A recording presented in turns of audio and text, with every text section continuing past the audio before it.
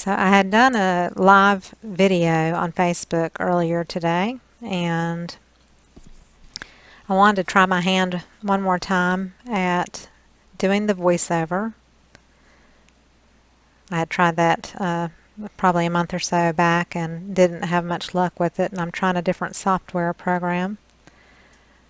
I'll still use my wireless mic for the most part. So here I have a 12-inch canvas that I put push pins on the bottom.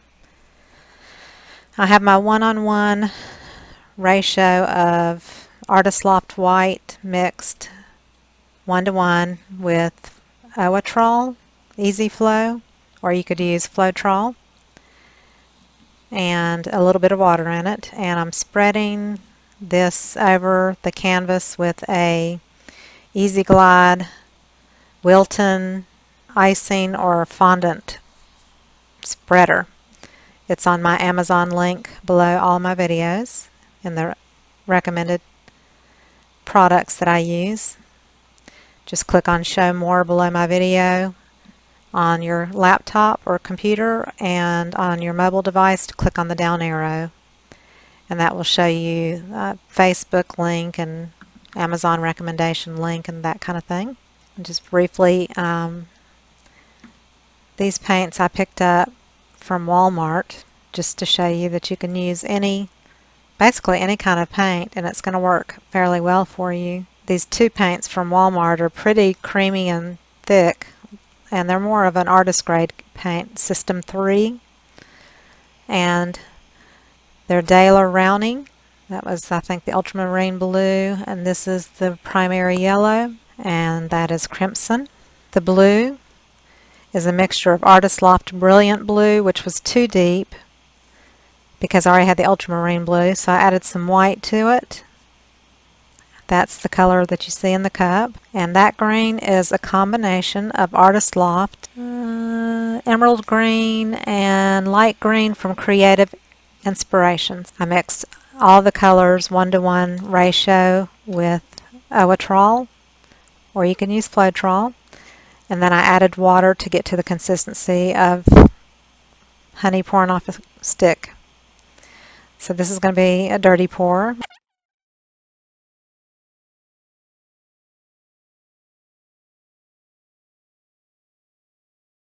Do it again, but this time I'm going to pour from up high.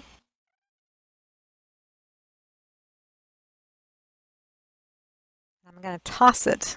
I like to do this method sometimes. It spreads the paint out in a kind of an interesting way, a little bit different from a regular flip cup. These all have one small drop of OGX coconut milk in the colors and not the white, but I like to let it sit on the canvas for a few minutes and let those cells grow.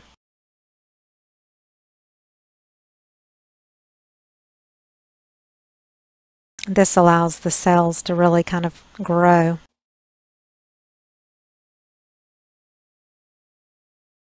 I did not do a video of the painting that is beside me that has got the hot pink and violet and black and white in it. That was a live Facebook video that I did. So you can always go to my Facebook page and find it there, and that's under Sandra Lett Trumpfeller. And I also shared it in the live Facebook thing is on my Facebook group page, which is below the video. There's a link to that page there if you'd like to go join and look for the live video. You can.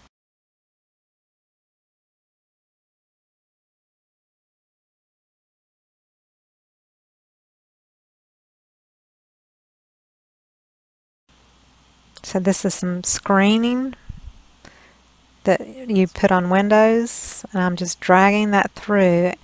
With screening, you have to use it. There's really no choice. You just can only use a light touch. You can't really apply pressure with it. And the good part too is it is flexible. You can curve it and bend it. Always make sure to wipe off whatever you're swiping with so you don't transfer the color on. I'm even curling the screen up this time. And notice too how big the cells have grown in that corner where I added the white.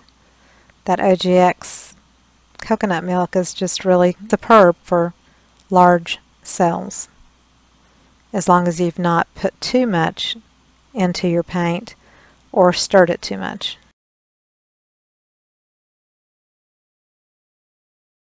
And I always say never to be afraid of, if there's an area of your painting that you don't care for, to experiment with adding other colors where you want them.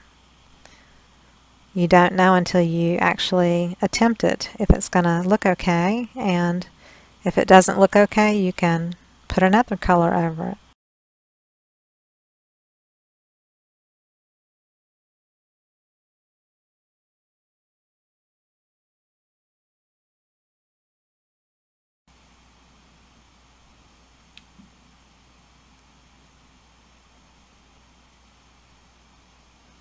So here's the close-up.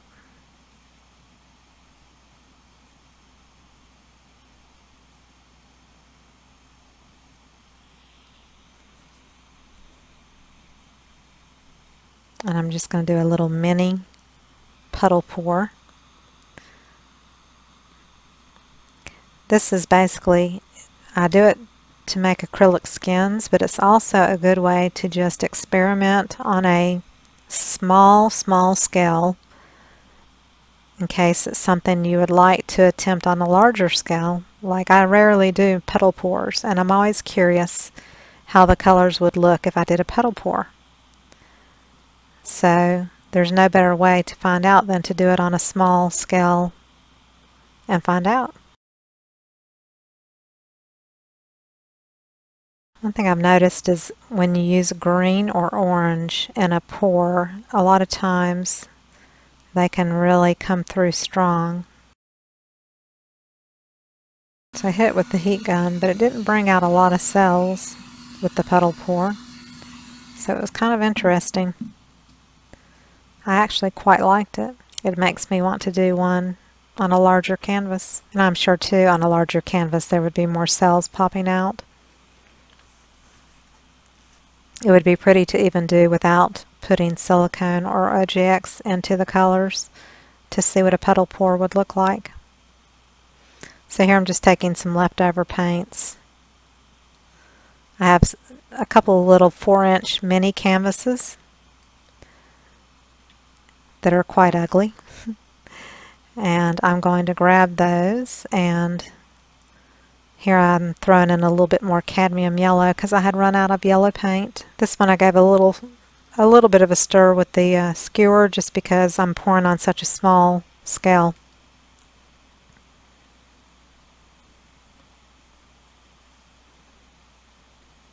So those are the 4-inch canvases.